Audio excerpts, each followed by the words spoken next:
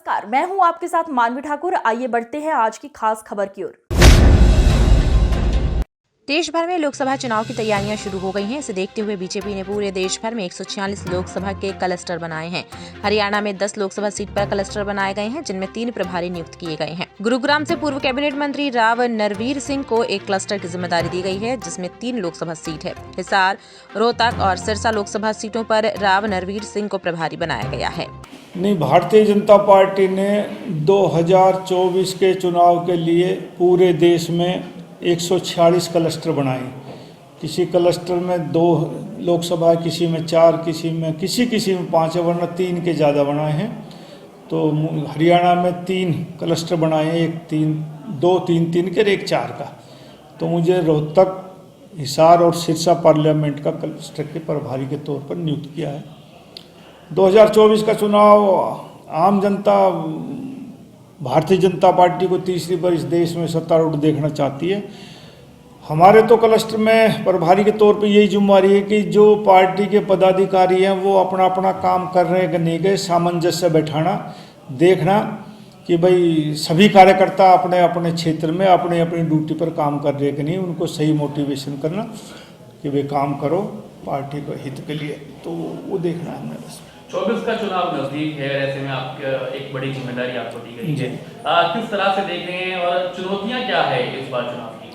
नहीं, चुनाव की चुनौतियां तो पिछली बार भी बहुत कम थी। मोदी जी ने 2014 से 19 तक राज किया, आम जनता राज को अच्छा मान रही थी, इसलिए हरियाणा में तो 10 की 10 लोकसभा सीटें भारतीय जनता पार्टी ने जीती। और अब भी 2019 से 2024 तक देश और प्रदेश में अच्छा काम हुआ है। दोनों जगह भारतीय जनता पार्टी की सरकार है। हरियाणा में समझौते की सरकार है, 2 पार्टियों की सरकार है, लेकिन देश का आम मतदाता ये मानता है कि नरेंद्र मोदी जी के नेतृत्व में देश ने आर्थिक तौर पर, राजनीतिक तौर पर तरक्की की है। दुनिया में, विश्व में भारत का नाम हुआ है। लोग तिवारा से प्रधानमंत्री नरेंद्र मोदी जी को बनाना चाहते हैं, इसलिए ज़्यादा दिक्कत की हरियाणा में दिक्कत नहीं आएगी। हरियाणा में फिर से तीसरी बार 10 के 10 कमल खिलने जा रहे हैं। पूर्व कैबिनेट मंत्री राव नरवीर सिंह ने जिम्मेवारी मिलने के बाद कहा कि पार्टी ने उन्हें जो जिम्मेदारी दी है उसे वो बखूबी निभाएंगे। देश भर में बीजेपी लगातार लोकसभा चुनाव की तैयारियों पर जुटी हुई है और इसी कड़ी में ये सभी लोकसभा पर इस तरह के क्लस्टर बनाकर प्रभारी नियुक्त किए गए हैं। उन्हें जिन 3 लोकसभा सीटों की जिम्मेदारी दी गई है उस पर वे पूरा काम करेंगे और इन सभी लोकसभा सीटों पर कार्यकर्ताओं से मिलकर आगे की रणनीति भी तय करेंगे। उन्होंने कहा कि बीजेपी का एक एक कार्यकर्ता अपनी जिम्मेदारी के साथ काम करता है और 2024 के चुनाव के मद्देनजर पार्टी पूरी मेहनत के साथ काम कर रही है और 2024 में एक बार फिर भाजपा की सरकार बनेगी। नहीं, मंदिर हमारा धार्मिक भावनाओं से जुड़ा है। हम जब सुबह उठ के बाहर निकलते हैं तो हर एक को राम राम कहते हैं। जब हम किसी से विदा लेते हैं तब भी अच्छा भाई राम राम कह के उससे विदा लेते हैं। ये हमारे एक आस्था का केंद्र है और ये हमारी खुशकिस्मती है कि हमारे पूर्वजों ने जिन्होंने सपना देखा था वो इस दुनिया से चले गए सपना देखते देखते, और हमारे टाइम में ये राम मंदिर का प्राण प्रतिष्ठा हो रही है। हमारे लिए सौभाग्य की बात है।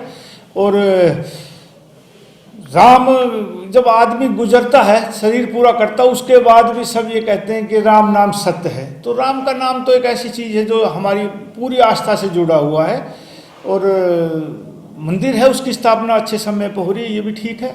लेकिन जहाँ तक लोकसभा के चुनाव की बात है वो राजनीतिक काम है, ये धार्मिक क्षेत्र आस्था से जुड़ा हुआ। मैं इसको दोनों को, राजनीतिक और इसको एक नहीं मानता। विपक्ष का काम है आलोचना करना, हर चीज़ को किसी न किसी चीज़ से जोड़ना है। तो विपक्ष अपना काम करता रहेगा, सरकार अपना काम करती रहेगी, पार्टियाँ अपना काम करती रहेगी। ये धार्मिक मुद्दा है, आस्था से जुड़ा हुआ है। राम मंदिर की स्थापना हो रही है, एक बहुत अच्छा काम और सभी के लिए अच्छा काम है। नहीं, सभी पार्टियाँ अपने अपने हिसाब से चुनाव की तैयारी करती है। भारतीय जनता पार्टी सदा चुनावी मोड में रहती है। एक चुनाव खत्म हुआ, अगले चुनाव की तैयारी कर रही है। ये कांग्रेस की खुशकिस्मती लगा लीजिए। मैं ये कहूँगा कि अब की बार उन्होंने तैयारी की। 10 साल से तो मैं देख रहा हूँ कि उनका आज तक संगठन भी तैयार नहीं हो पाया। अब वो सड़कों पे घूमे, कहीं घूमे, लोगों ने उनको नकार दिया है।